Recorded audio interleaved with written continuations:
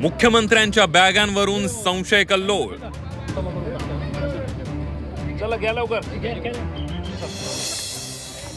वादानंतर मुख्यमंत्र्यांच्या बॅगांची तपासणी।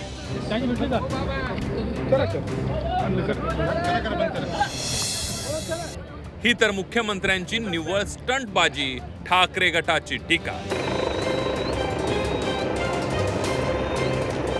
नाशिकच्या हेलिपॅडवर मुख्यमंत्री शिंदेंच्या हेलिकॉप्टरमधून पुन्हा एकदा मोठ्या बॅगा उतरवण्यात आल्या। मात्र यावेळी पोलिसांनी या बॅगांची तपासणी केली। अर्थात पोलिसांच्या हाती काहीच आक्षेपार्ह सापडलं नाही। यावरून खोदा पहाड निकला चुहा असं म्हणत मुख्यमंत्री शिंदेंनी विरोधकांवर हल्लाबोल केला। आज देखील तुमची बॅगा जी आहेत हेलिकॉप्टर मधून तपासल्या गेल्या आहेत, काय मिळालं? खोदा पहाड निकला चुहा, चोराच्या मनात काय म्हणतो चांदणं, चोराच्या उलट्या बोंबा हा त्यांनी आरोप केलेत। दरम्यान मुख्यमंत्र्यांच्या बॅगांची तपासणी म्हणजे निव्वळ स्टंटबाजी असल्याचा आरोप विरोधी पक्षनेते अंबादास दानवेंनी केलाय।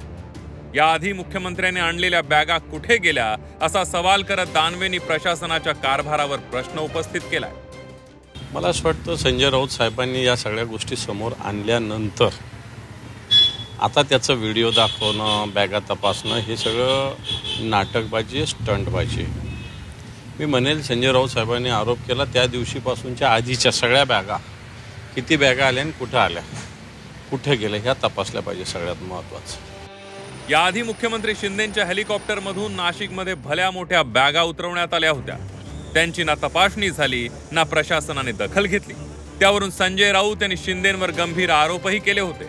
2 तासासाठी मुख्यमंत्री आले आणि ज्या जड जड बॅगा घेऊन त्यांचे पोलीस कर्मचारी उतरतायत, का 500 सूट आणले का 500 सफारी आणल्या?